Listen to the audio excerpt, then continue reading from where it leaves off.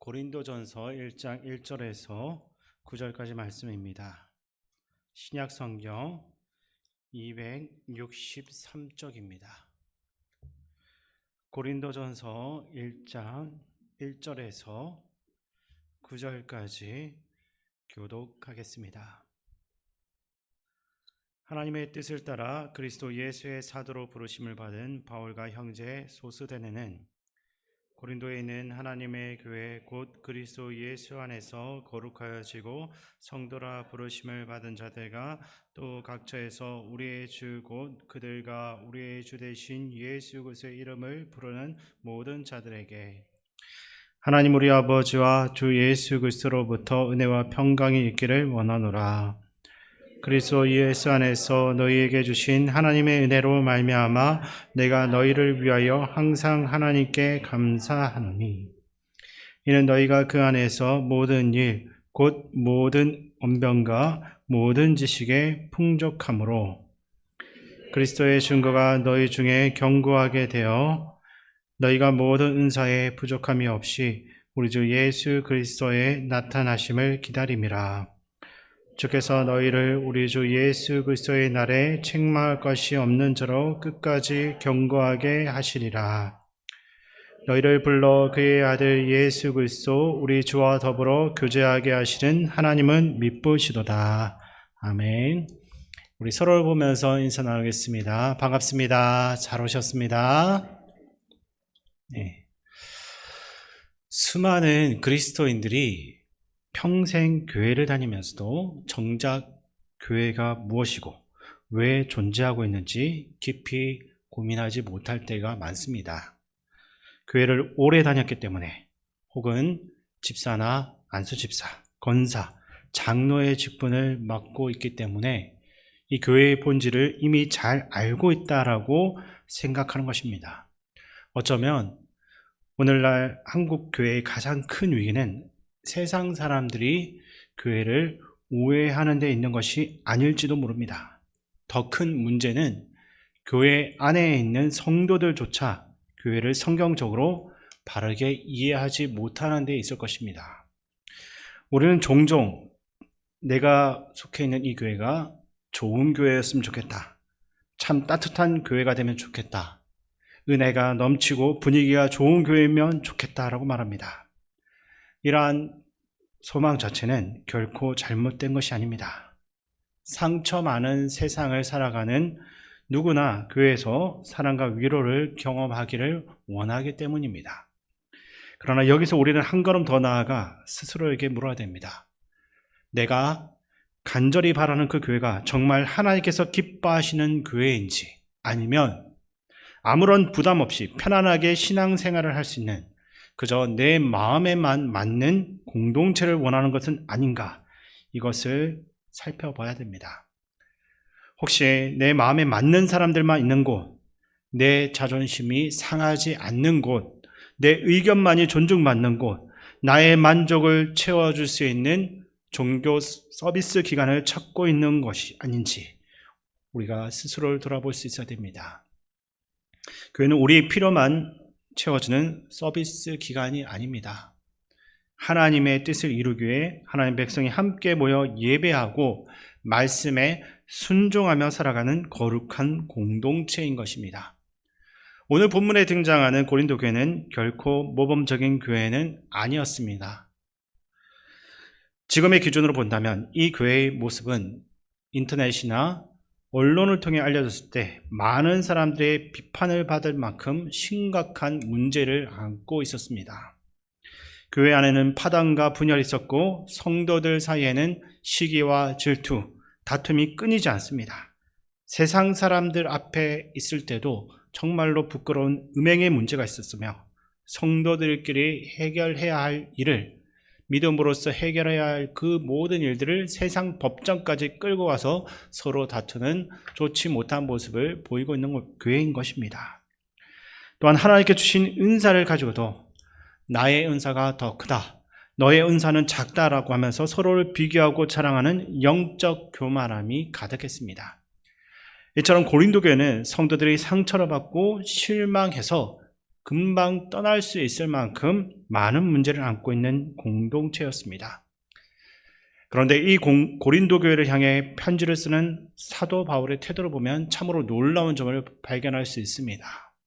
그런 편지의 첫머리부터 이 교회를 책망하지 않습니다. 문제를 지적하기에 앞서서 먼저 하나님께 감사의 고백을 드리는 것을 볼 수 있습니다. 본문 4절 말씀을 제가 읽어드리겠습니다. 그리스도 예수 안에서 너희에게 주신 하나님의 은혜로 말미암아 내가 너희를 위하여 항상 하나님께 감사하노니. 아멘. 어떻게 이런 일들이 가능했겠습니까? 사도 바울은 문제로 가득한 고린도 교회의 그 모습만을 바라보지 않았습니다. 그 교회 가운데 여전히 역사하고 계신 하나님의 놀라운 은혜를 먼저 보았기 때문입니다. 사람은 현재의 모습에 그 시선을 빼앗기기가 쉬운 것입니다. 눈앞에 보이는 문제를 보고 가슴에 남은 상처만을 바라봅니다. 그러나 하나님은 실패 너머의 미래를 보시는 분입니다. 상처를 싸매시고 회복시키시며 마침내 영광스러운 교회로서 세워가실 그 모습을 바라보시는 겁니다. 이것이 바로 복음이라 할 수 있습니다. 교회는 이미 완전한 사람들이, 완벽한 사람들이 모여서 자신의 의를 자랑하는 곳이 아닙니다. 허물과 죄로 인해서 죽을 수밖에 없었던 죄인들이 하나님의 은혜를 받아서 날마다 변화되어 가는 공동체입니다. 그래서 교회는 완벽한 사람들의 모임이 아니라 은혜로서 회복되어 가는 사람들의 모임이라고 불러야 되는 것입니다. 오늘 본문 말씀을 통해 우리가 꿈꾸는 교회는 어떤 교회인지, 그리고 하나님께서 기뻐하시는 교회는 어떤 교회인지 함께 살펴보며 은혜를 나누기를 원합니다. 본문 1절과 2절에는 부르심이라는 단어가 강력하게 반복되는 것을 볼 수 있습니다. 1절은 하나님의 뜻을 따라 그리스도 예수의 사도로 부르심을 받은 바울이라 말하고 있고, 2절은 그리스도 예수 안에서 거룩하여지고 성도라 부르심을 받은 자들이라고 합니다. 교회란 무엇이겠습니까? 교회는 나의 발걸음으로 걸어온 사람들이 모여있는 동호회가 아닙니다. 교회를 뜻하고 있는 헬라어 에클레시아는 세상으로부터 불림을 받은 사람들의 모임이라는 뜻입니다. 그런데 우리는 종종 교회를 다니고 있는 것을 일종의 개인적인 선택으로 생각합니다. 내가 이 교회를 선택해서 왔기 때문에 내가 이 교회에 나와준 것이다 라고 생각하는 것입니다. 하지만 요한복음 15장 16절에서 예수님은 분명히 말씀하십니다. 너희가 나를 택한 것이 아니요 내가 너희를 택하여 세웠나니 이는 너희로 가서 열매를 맺게 하고 또 너희 열매가 항상 있게 하여 내 이름으로 아버지께 무엇을 구하든지 다 받게 하려 함이라. 아멘. 우리가 먼저 하나님을 찾아간 것이 아닙니다. 영적으로 죽어있던 우리를 먼저 찾아오신 분 하나님입니다. 오늘 우리가 이 자리에 앉아 예배드린 건 역시 전적으로 하나님이 우리를 불러주셨기 때문에 이 자리에 있는 겁니다. 가만히 생각해보면 어떤 분들은 처음에 부모님의 손에 이끌려서 교회에 왔고, 또 어떤 분은 친구의 전도로 교회에 나왔습니다. 또 다른 분은 사업의 실패나 질병을 통해서 하나님을 만나게 되어 교회에 오기도 합니다. 겉으로 보기에는 모두 우연처럼 보일 수 있습니다. 그런데 믿음의 눈으로 보면 그 모든 것들 가운데 우연은 없습니다. 모든 것들이 태초부터 계획하신 하나님의 세밀한 섭리이며 우리를 향한 하나님의 거룩한 부르심이라 할 수 있습니다. 이것에 대한 이해를 돕기 위해 한 가지 예를 제가 들어보겠습니다. 바다에 빠져서 생명이 위태로운 사람에게 구조대원이 생명줄을 던지면서 지금 당장 줄을 잡아야 됩니다라고 외칩니다. 그리고 그 사람이 그 줄을 보면서 이 밧줄의 디자인이 마음에 드는지 먼저 한번 고민을 해보고 이 줄을 잡아보겠습니다. 이렇게 말한다면 어떻게 되겠습니까? 아마 그렇게 말할 사람은 아무도 없을 것입니다.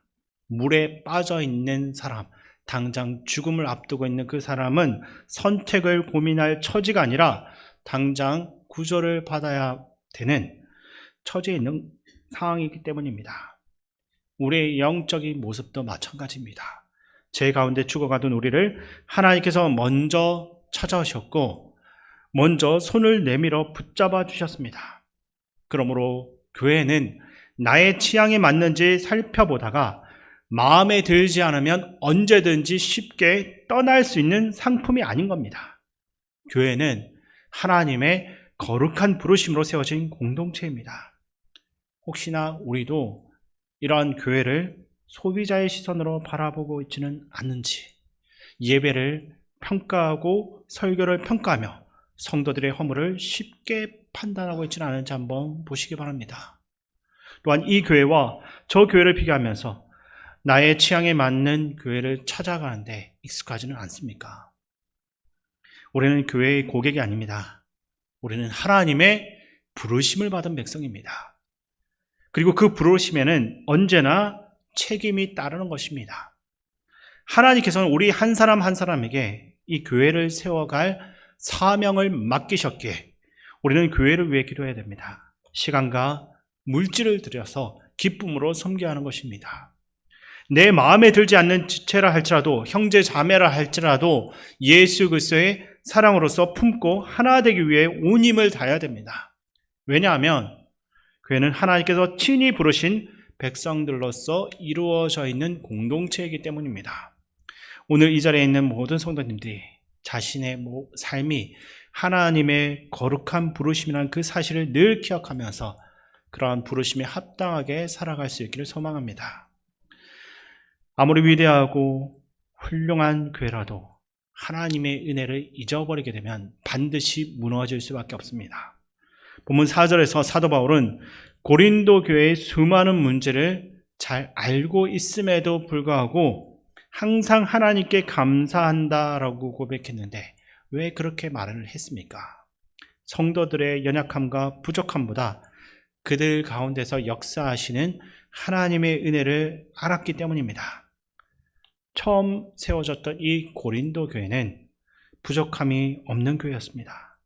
성경은 그들이 언변이 뛰어나고 지식이 풍성했으며 다양한 은사를 가지고 있는 교회였다라고 말합니다. 그러면 왜 이처럼 분열과 갈등으로 가득한 교회가 되겠습니까? 이유는 하나입니다. 모든 것이 하나님의 은혜라는 사실을 철저하게 잊어버렸기 때문입니다. 사람은 은혜를 잊어버리는 순간부터 교만해집니다. 내가 뭔가 열심히 해서 교회가 여기까지 왔다.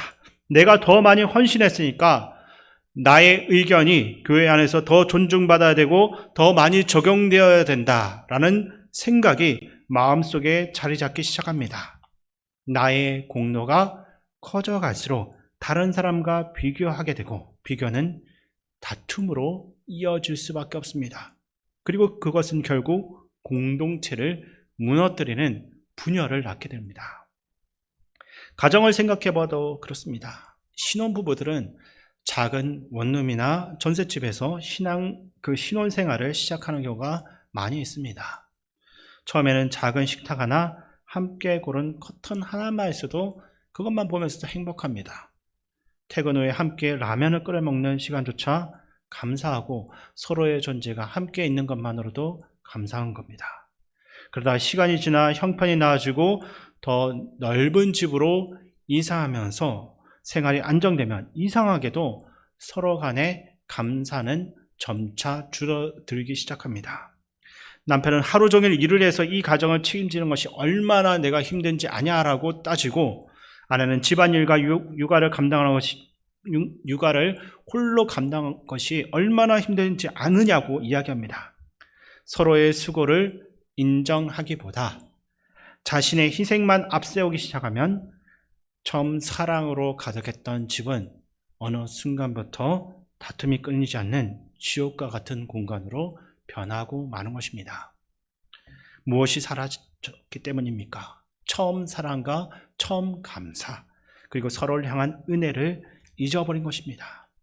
교회도 감사가 사라지면 예배는 기쁨이 아니라 그저 그냥 어쩔 수 없이 하는 의무가 됩니다. 봉사는 특권이 아니라 무거운 짐이 되고 왜 나만 이렇게 홀로 고생해야 하나, 그런 불평이 생겨납니다. 직분도 섬김의 자리보다 어떻게든 높이 대접받고 인정받고 싶은 자리로서 변질되고 마는 것입니다. 그러므로 성도에게 가장 위험한 것은 사업의 실패나 질병이 아닙니다. 가장 위험한 것은 나를 구원하신, 지금까지 인도하신 예수 그리스도의 은혜를 완전히 잊어버리는 것입니다. 이스라엘 백성들을 보면 하나님께서 그들을 애굽에서 구원하시고 홍해를 가르시는 기적을 보여주셨습니다. 광야에서는 또 어떻게 했습니까? 만나와 메추라기를 내려주셨고 반석에서 물을 내어주셔서 그들의 생명을 지켜주셨습니다. 그런데도 왜 그들은 광야에서 쓰러져야만 했습니까? 하나님의 은혜를 잊어버리고 불평과 원망이 그들의 마음을 지배했기 때문입니다. 감사는 좋은 환경에서 저절로 생겨나는 감정이 아닙니다. 하나님께서 나를 어디에서 건져내셨는지 그것을 기억하는 사람이 드릴 수 있는 믿음의 고백이라 할 수 있습니다. 여러분들에게 구원받은 사실 하나만으로 눈물을 흘리며 감격했던 때가 언제였습니까? 예배의 자리에 나와서 하나님을 찬양할 수 있다는 사실을 지금도 감사하고 있습니까?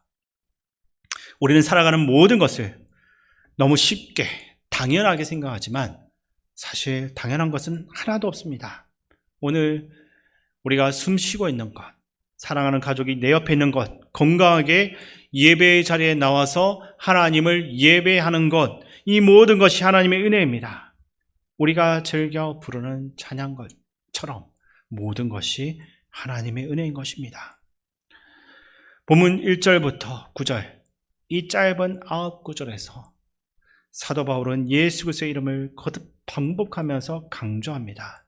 2절을 보시면 그리스도 예수 안에서 거룩하여지고, 3절은 주 예수 그리스도로부터 은혜와 평강이 있기를 원하노라 라고 합니다.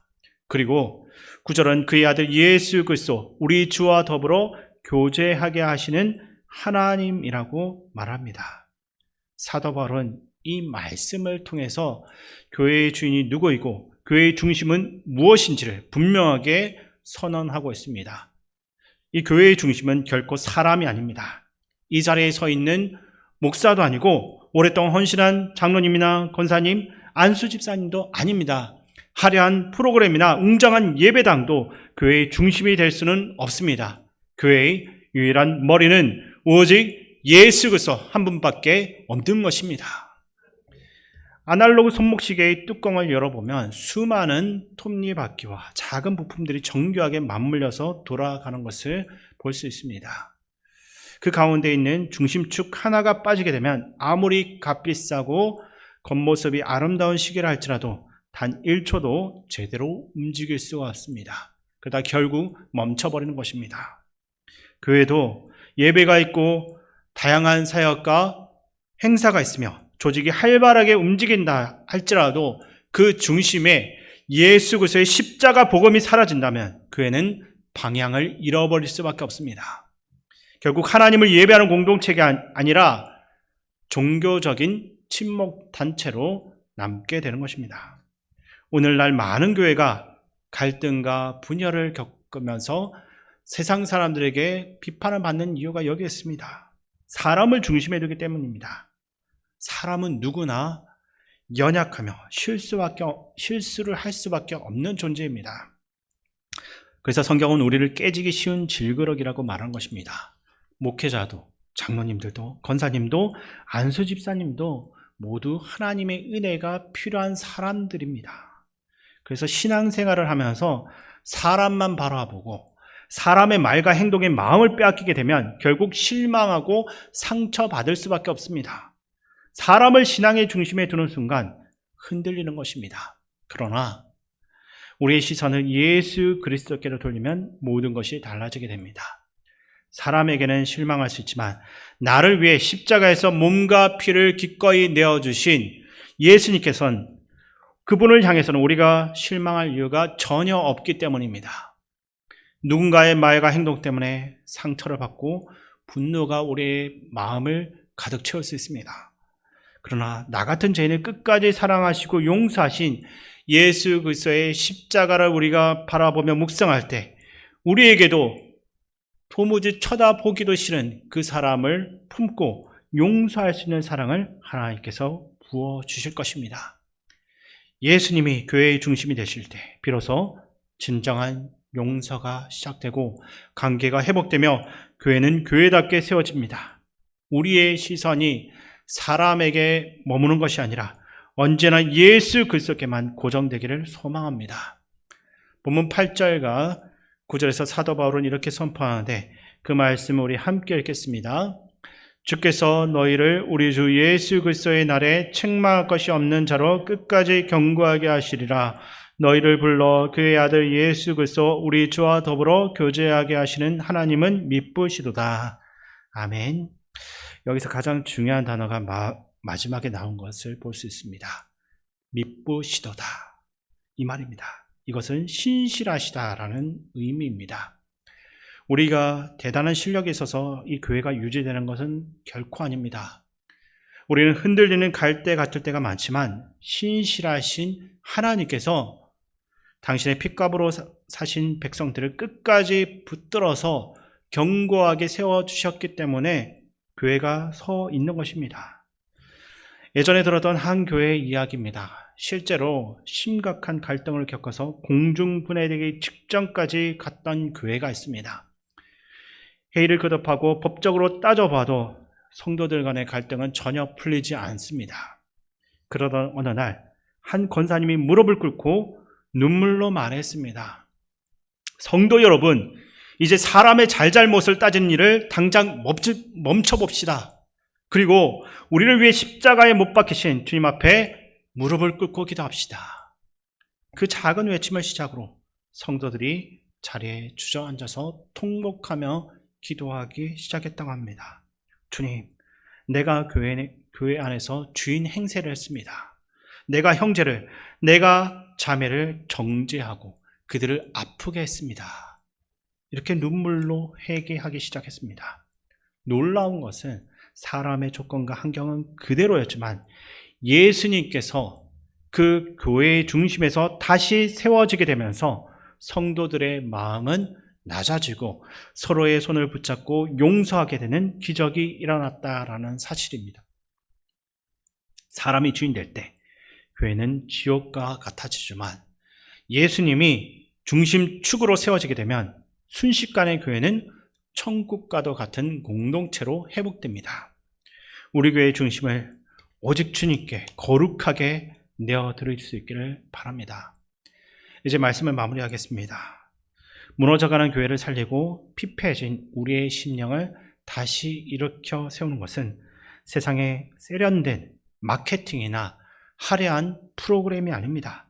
더 좋은 건물도 아니고 충분한 예산도 아닙니다.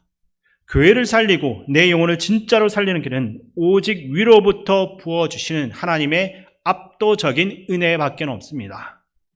그 은혜 앞에 내 교만과 자존심을 내려놓고 철저하게 무릎을 꿇어야 됩니다. 내 허물을 자복하고 회개해야 되는 것입니다.